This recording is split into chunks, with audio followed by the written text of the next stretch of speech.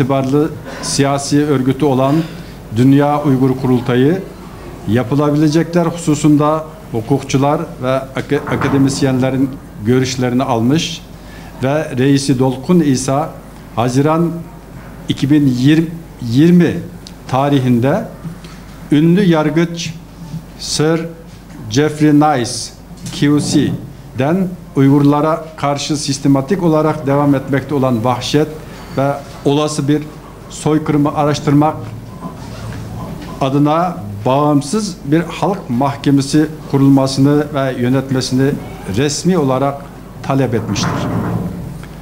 Bağımsız Uygur Mahkemesi kurulması talebi uygun görülmüş ve 3 Eylül 2020 tarihinde Uygur Mahkemesi yani Uygur Tribunal Londra'da kurulmuştur.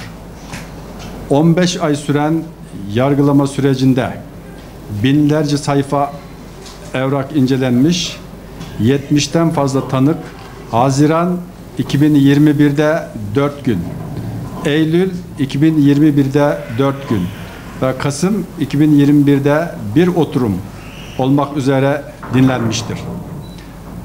Tanıklıklar bizzat kamplarda kalan mağdurlar, kamplara atılanların birinci dereceden yakınları ve uluslararası araştırmacılardan oluşmaktadır. Mahkemenin tüm yargılama süreci tamamen bağımsız bir şekilde uluslararası yargılama kurallarına uygun olarak kamuya açık bir şekilde cereyan etmiştir. Nihai olarak mahkeme 9 Aralık 2021 tarihinde kararını açıklamış.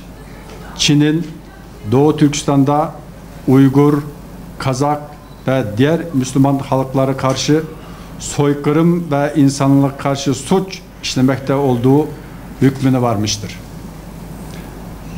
Mahkeme kararının açıklandığı 9 Aralık'ın Uygur soykırımının tanınması ve kurbanlarına anma günü olarak hatırlanması amacıyla Dünya Uygur Kurultayı Reisi Sayın Dolkun İsa tarafından 9 Aralık Uygur Soykırım Günü olarak ilan edilmiştir. Soykırım artık Bağımsız Uygur Mahkemesi tarafından tescillenmiş bir gerçektir. Uygur hakları krizinin en önemli yasal değerlendirmesi ki en kapsamlı kanıt organı niteliğindedir. Hükmün kurumların, devletlerin, hükümetlerin, STK'ların, finans ve ticari kurumların inisiyatifine ve şahısların vicdanlarına kalmıştır.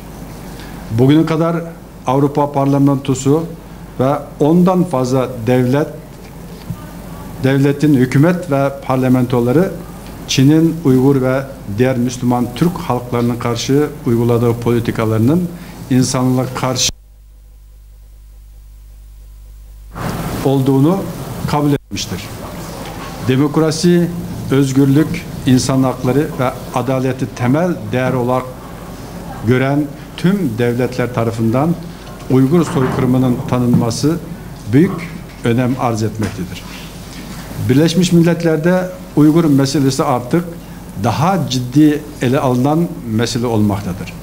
Neredeyse dünya devletleri Doğu Türkistan'ı destekleyen veya Çin'i destekleyen diye ikiye ayrılmış durumdadır. Özellikle Birleşmiş Milletler İnsan Hakları Konseyi'nde durum daha da belirgindir. Karar alma süreçlerinde ne yazık ki konsey üye çoğu Müslüman ülke Çin'in tarafında yer almaktadır.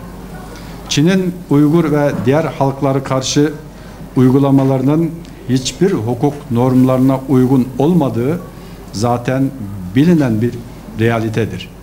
Herhangi bir olaya karşı davranışlarının asgarisi ve maksimumu bulunmayan ÇKP ve AVN'leri hiçbir ahlaki değer gözetmeksizin insanlık dışı davranışlarla hareket etmektedir. Sıfır Covid politikası göz önümüzdeki en taze örneklerdendir.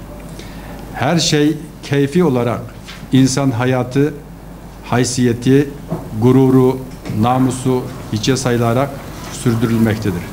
Kesinlikle acilen müdahale edilmelidir. Biz Doğu Türkistan Uygur Teşkilatları olarak 9 Aralık Uygur Soykırım Günü münasebetiyle devam eden soykırımın durdurulmasıyla ilgili uluslararası kuruluşları, devletleri ve liderleri Çin'den hesap sorulması konusunda harekete geçmeye çağırıyoruz. Siyasi, ekonomik, ticari ve askeri ilişkilerde 9 Aralık 1948'de Birleşmiş Milletler Genel Kurulu tarafından kabul edilen soykırım suçunun önlenmesi ve cezalandırılması sözleşmesindeki sorumluluklarını yerine getirmeye davet ediyoruz. Ayrıca 10 Aralık Dünya İnsan Hakları Günü münasebetiyle de İnsan Hakları Evrensel Beyannamesi'nde belirtilen hakların neredeyse tamamından mahrum bırakılan bu insanlara karşı sorumlu, hakkaniyetli, vicdanlı olmaya ve savunulduğu değerlere sahip çıkmalarını istiyoruz. Uygur mültecilere her konuda destek olunmasını, insan haklarını, özgürlükleri, hukuku ve adaleti savunan tüm devlet ve kurumlardan talep ediyoruz.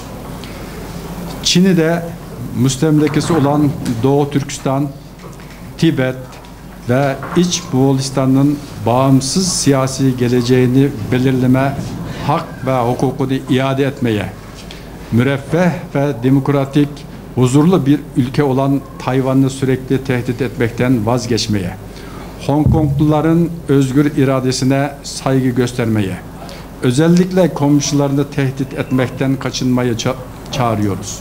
Çin ancak başkalarının hak hukuklarına riayet ettiği müddetçe huzur bulabilecek ve dünyada rahatlayacaktır.